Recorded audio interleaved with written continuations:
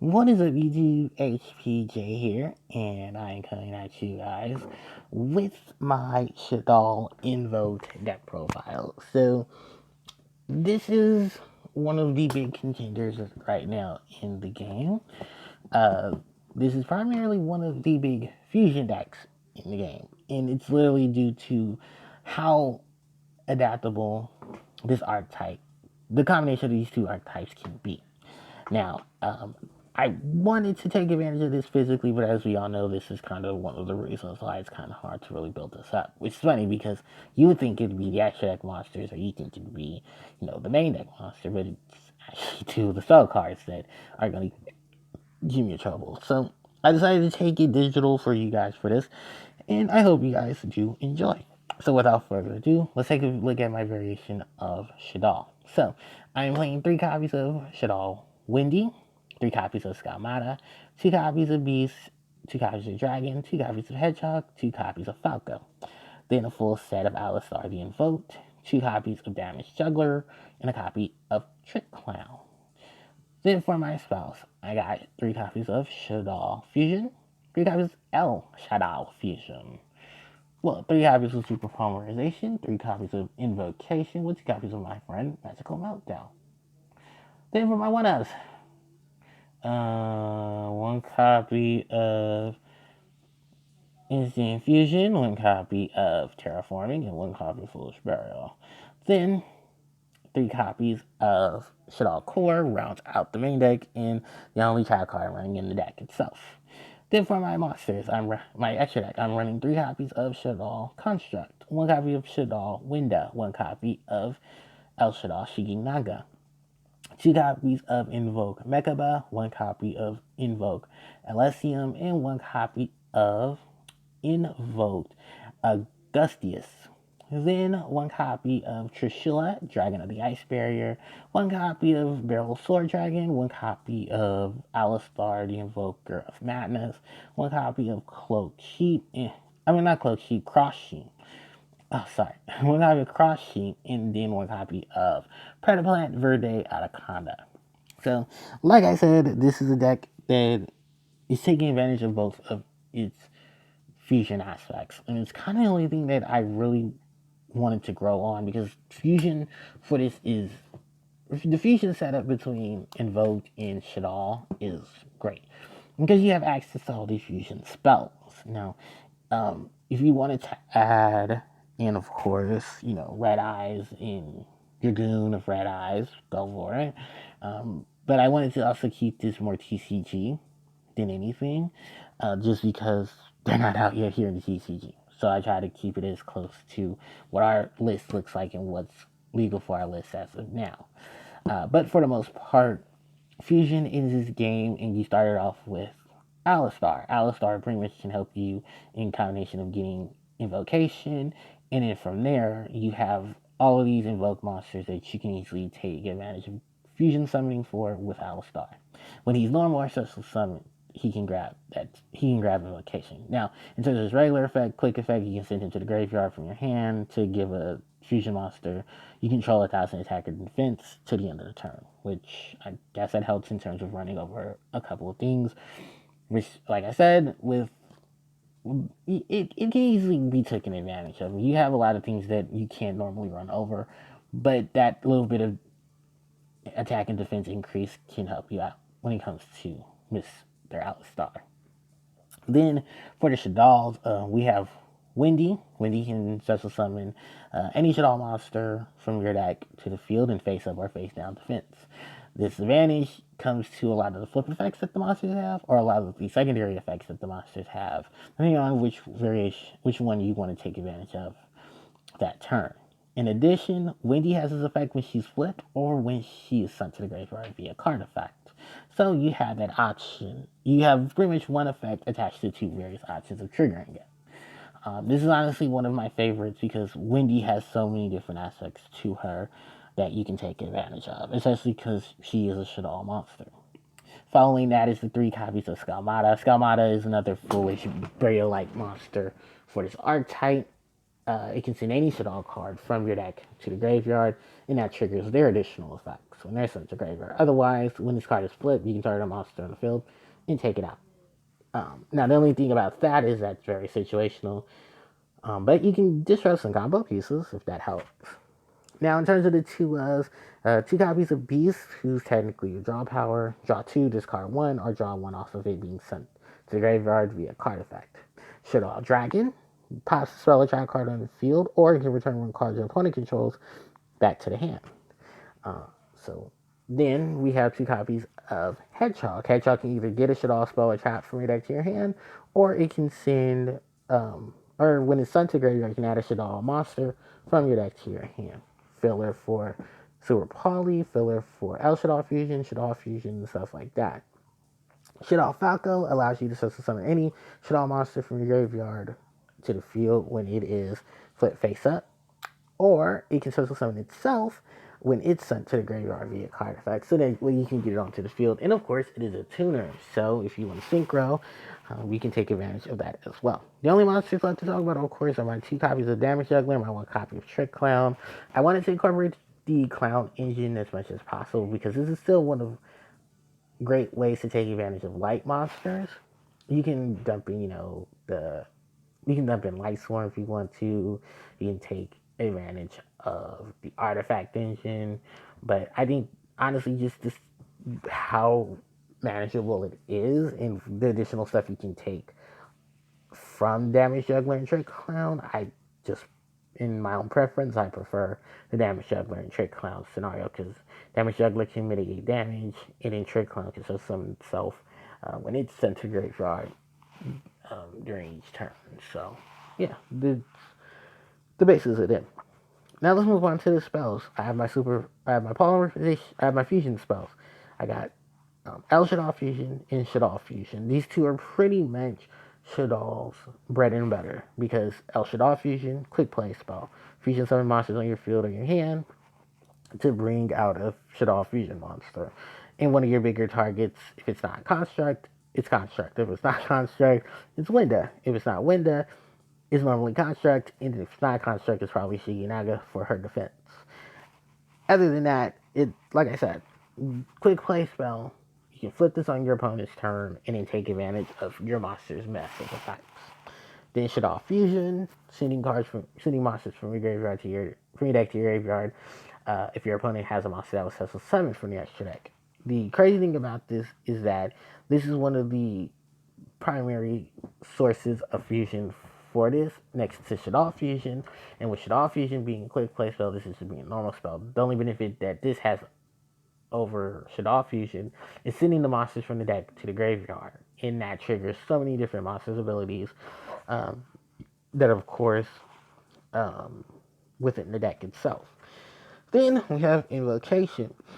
So with this, you're able to summon your invoked monsters or just any fusion summon in general. But if you're fusion summoning for an invoked fusion monster, you can banish monsters from your opponent's graveyard for fusion material or from your field to the graveyard. That way, you can, like in worst case scenario, you're going to banish Alistar, which is fine because there's a way to get him back. But you can easily take advantage of banishing some of your opponent's monsters and getting rid of their resources. Now, in addition to that, you can send Alistar back to the deck and then shuffle this and add this card to your hand. So you can reuse that. And don't worry, you'll find a way to get back your Alistar because you have Magical Meltdown. When it's activated, you can add Alistar to invoke from your deck to your hand. Then the effects of your opponent's cards cannot be activated in the same turn you fusion summon it for a fusion monster. And your fusion monster also is unaffected by your opponent's card effects. So you have a good defense and offense with Magical Meltdown. Now, in addition to Magical Meltdown, Super Polymerization. This is pretty much another big fusion spell. And this is one of the biggest fusion spells because it cannot be chained to. Nothing can activate to it. So a large portion of this is pretty much to help you speed up the process of getting rid of your opponent's cards and, putting your big monsters onto the field. Now, the crazy thing about this is you can add stuff like Starving Venom Dragon. I think there's another Starving Dragon that you can also take advantage of. And you just, like I said, the way your extra deck can play out can help you take advantage of Super Poly and take advantage of the cards even your opponent has on the field and use them to your advantage. Now, for all the one-ofs, we have the instant fusion to either get Winda or get Thousand Eyes, who I'll talk about momentarily. We have Terraforming to search for a meltdown, and we have Foolish Burial. I'm sorry, not Falco, but Foolish Burial to get stuff like Falco and them to the graveyard and then have them trigger their own effects. Now, the only trap card I'm running is Shaddoll Core. And Core is pretty much when it summons itself, it's a monster. That monster can be any attribute when it's used for the fusion summon of a Shaddoll monster. When it's sent to the graveyard by a card effect, you can add any Shaddoll spell or trap from your graveyard to your hand except for itself, which is perfectly fine because for the most part, you're going to get a lot of your Shaddoll stuff and then take advantage of the fusion aspect and then have the recovery in addition to easier access to a lot of your extra deck. Now, let's move on to the extra deck. First up is Construct. This is, we all can agree, this is the boss monster of Shaddoll. She can take out any special summon monster that she battles with before the damage step. When she's summoned, she can send any Shaddoll card from the deck to the graveyard. When she's sent to the graveyard, she can add any Shaddoll card, any Shaddoll spell or trap from your graveyard back to your hand. Recovery, defense, and offense, and setup, all in one monster. Remember, Shaddoll Construct was banned because of how broken her setup was. Now, some people may say, oh, well, it's not too broken now, but let's be real. Shaddoll's biggest monster is back, and she came back for vengeance. And she ain't leaving without a fight. Trust me. I've had to deal with Construct myself, and I've had many games where I've summoned Construct, and Construct has done some damage. Now, Winda is her right-handed man, because Winda limits special summons while she's face up on the field to one each turn. The crazy thing about this is that Winda can be destroyed by her opponent's card effect, and that if she is destroyed, which primarily will be through battle, she can just get back a Shaddoll spell or trap card and add it to the hand. Winda, on her own merit, has a lot of benefits to her. Now, here's the crazy thing, is I wasn't thinking about this, but it's a great suggestion, and that's Invoked Raiden. You can summon Raiden, instant fusion for Winda, and then activate Raiden's effect before the end phase, putting Winda face down, and then Winda can't be destroyed by instant fusion because it's not going to recognize if she's face up or face down. I mean, if she's on the field anymore because she's been booked. And the crazy thing about that aspect of Winda's effect is that you can put Winda on and off if you need to, and then just have your setup ready for next turn. I didn't want to include Raiden, but actually can be a problem. Maybe dropping the Mechaba just to fit in the Raiden, if that's ever the case. But I did want to talk about Winda because she is one of two of the instant fusion targets. The other one will come up to momentarily. So let's get on to the last of the Shaddolls, and that's Shigi Naga. Shigi Naga might come out the extra deck. Maybe she can be the Raiden replacement. But Shigi Naga has such great stats to herself in her ability to negate the effects of social summon. Social summon monsters. And then discarding Shaddoll cards from your hand gives those Shaddoll cards their additional effects. Literally a level 10 with a 2600 attack and a 3000 defense is something that most cards probably can't get over unless they have to amplify themselves or use other card effects to amplify just to run her over. And once she's run over, she's getting the spell or trap card back. So she's not going down without a fight, like Winda and Construct, in addition to their abilities. Now, as far as the invoked monsters go, we have invoked Mechaba. This is one of the monsters that's been sought after because it can negate anything once a turn by literally discarding cards from your hand that are the same as the cards activating its effect. So if it's a spell, trap, or monster, Mechaba can discard and negate the activation and then banish that card. Banish that card. Not to destroy it, banish it. So that gets over a lot of things. Then we also, which is something I'm running a two of because it's not too hard to get this. One light, one Alistar. Then we got Elysium. Elysium has a massive removal because it can treat itself as any type, any attribute, and then once a turn, during either player's turn. You can target one invoked monster you control, send it to the graveyard, and then banish all the monsters on the field with the same attribute. So because this monster treats itself as water, wind, fire, earth, and dark, in addition to it being light, bam, it has, one of the biggest removal setups. Also, it's a very huge monster because it's literally the highest static invocation monster. 3,200 attack, 4K defense on a literally a one monster on a two setup fusion where you just need an invoke monster and then you need one monster of a silver extra deck, which is practically going to be easy for this archetype. But I just wanted to run one because I really didn't see myself having to rely so much on such a big summon, and then also I can easily banish it off on just a summon construct. But next up is Agadeus. This is pretty much just another big monster that the invoked can summon. When it's summoned, your opponent when your opponent summons a monster, or this card is summoned, you can summon a monster, or you summon a monster, you can target a monster on the field and destroy it. Great. Then once a turn, you can banish a fusion monster and then give this monster attack based off the monster that was banished. So it can make itself a giant attacker. And it does have some of its own history, because if it's not too obvious, it's the Spellbook Tower in form. But that's a lot of history with spellbooks in the Invoked, which I'm not going to get into because that's a whole lot of stuff that I have to talk about. Next up, Thousand Eyes Strike. This is just an instant fusion. I do regret one thing. I didn't run Link Karibo in here because Link Karibo could help you out. What you're going to do with this card is that you're going to instant fusion it off. Instant fusion. You're going to use instant fusion summon it. Use its effect to snatch one of your opponent's monsters, equip it to itself. And then you can link it away to summon Link Karibo, which gets rid of your opponent's monster again, and then gets rid of the Thousand Eyes before the instant fusion triggers and blows it up. Or you can protect it with the instant fusion, because the only thing that can attack is the what's it going to be destroyed by battle? Oh no, because I'm thinking of the other monster, but you need to use Thousand Eyes and Millennium Eyes, and you pretty much get the same corresponding of taking your opponent's monster and adding it to itself. And then if you need to, Raiden was a great add-on. You can put this face down, and it won't be destroyed. Kind of like the Tsukuyomi trick. Next up is, of course, Trishula, Dragon of the Ice Barriers. I wanted a synchro monster in here to take advantage of Falco being a tuner, and I honestly enjoy Trishula, and I think Trishula was one of the better options.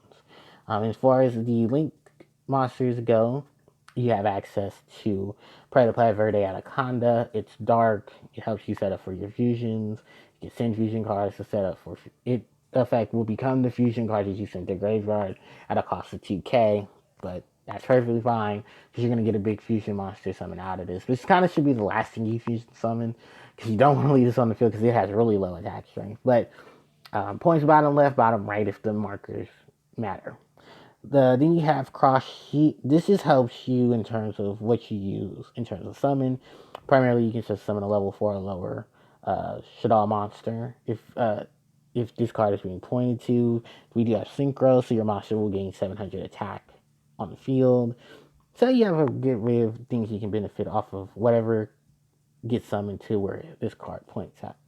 Then there is Alistar's Link monster, Alistar the Invoker of Madness. Two monsters with different types and attributes. It's not too hard. It's going to be a little difficult there, but whatever in case, because the whole thing about this is this monster becomes Alistar the Invoke while it's on the field in the graveyard. And if a fusion monster is fusion summoned while this card is on the field, you can discard a card, and if you do, you can add an invocation or a book of law from your deck to your hand. And then while this card is face up on the field, its other ability is that your opponent can't. Yeah, if this card leaves the field while you control it, your opponent's card effect, you can add one Omega Summon. I didn't add Omega Summon because that's a trap card, and kind of can't activate that as easily as you like to. But I did want to at least add this Link monster because it treats itself as Alistar while it's on the field or in the graveyard, and that works with invocation. So, the only other monster, of course, is the big guy himself, and that is Barrel Sword Dragon.